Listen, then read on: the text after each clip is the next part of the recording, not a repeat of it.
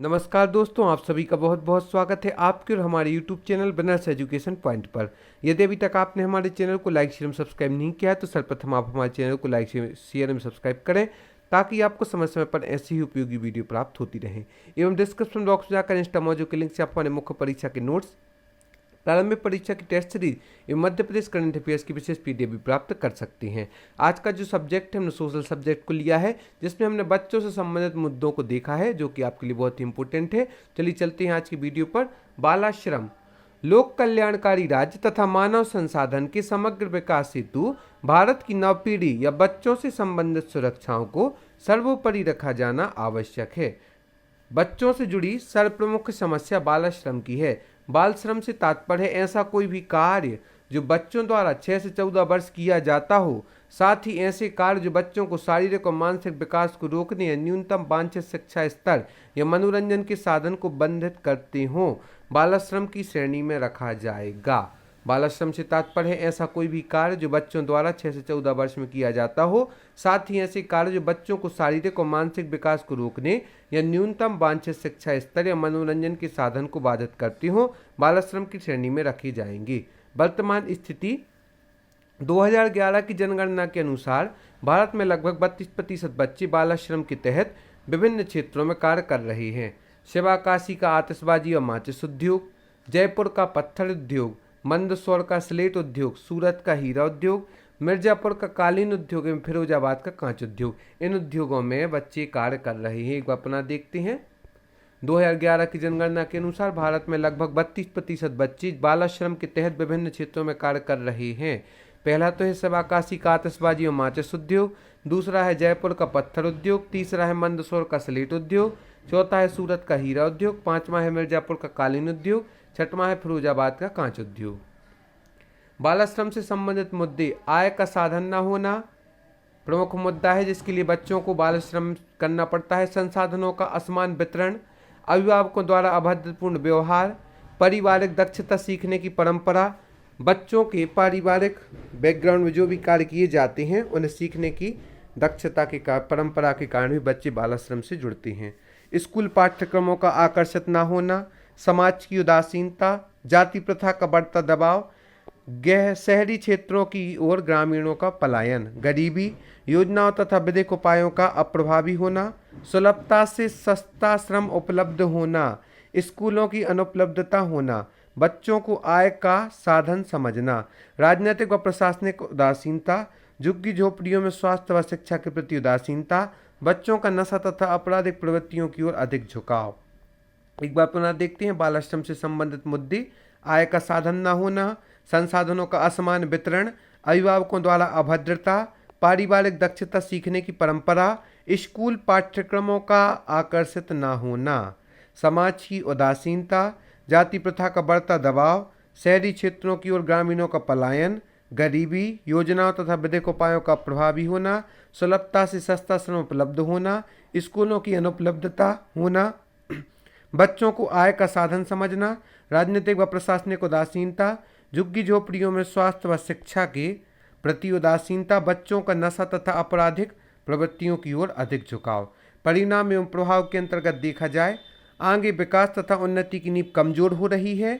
बालाश्रम के कारण बच्चों में मनोवैज्ञानिक हानि हो रही है, कुपोषण की स्थिति उत्पन्न हो रही है। बच्चे काम अधिक कर रहे हैं, उस मात्रा में भोजन नहीं मिल पाने के कारण कुपोषण की स्थिति उत्पन्न हो रही है।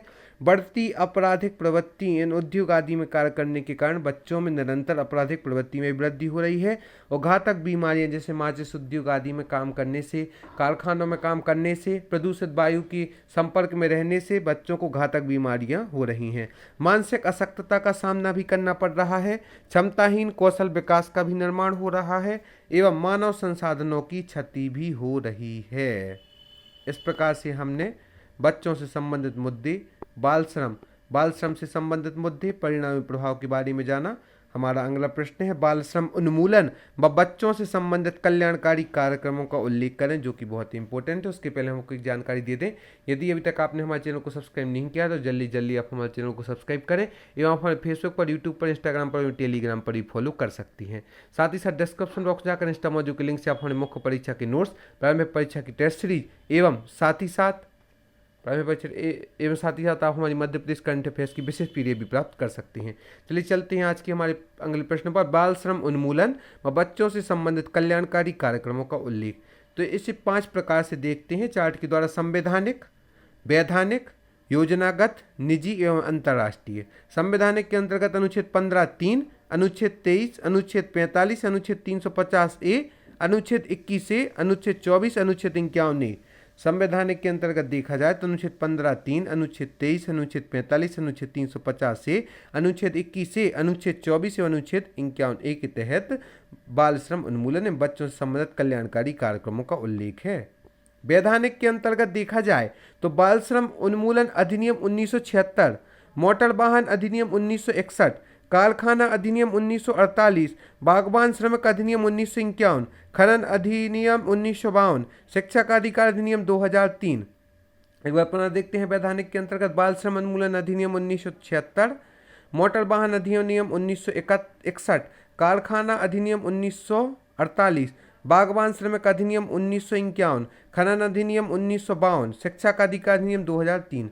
योजनागत प्रयास, प्रोजेक्ट स्माइल, जो कि योजनागत प्रयास के अंतर्गत है। प्रोजेक्ट स्माइल, सुगम्य भारत योजना, सार्वभौमिक स्वास्थ्य बीमा योजना, शिक्षा का अधिकार, व्यवसायिक कौशल निर्माण योजना, राष्ट्रीय बाल स्वास्थ्य कार्यक्रम, ICDS कार्यक्रम। कल्पना देखती योजनागत प्रयास के अंतर्गत प्रोजेक्ट स्माइल, सुगम्य भारत अभियान, सार्वभौमिक स्वास्थ्य बीमा योजना, शिक्षा का अधिकार, व्यवसायिक कौशल निर्माण योजना, राष्ट्रीय बाल स्वास्थ्य कार्यक्रम, ISDS कार्यक्रम।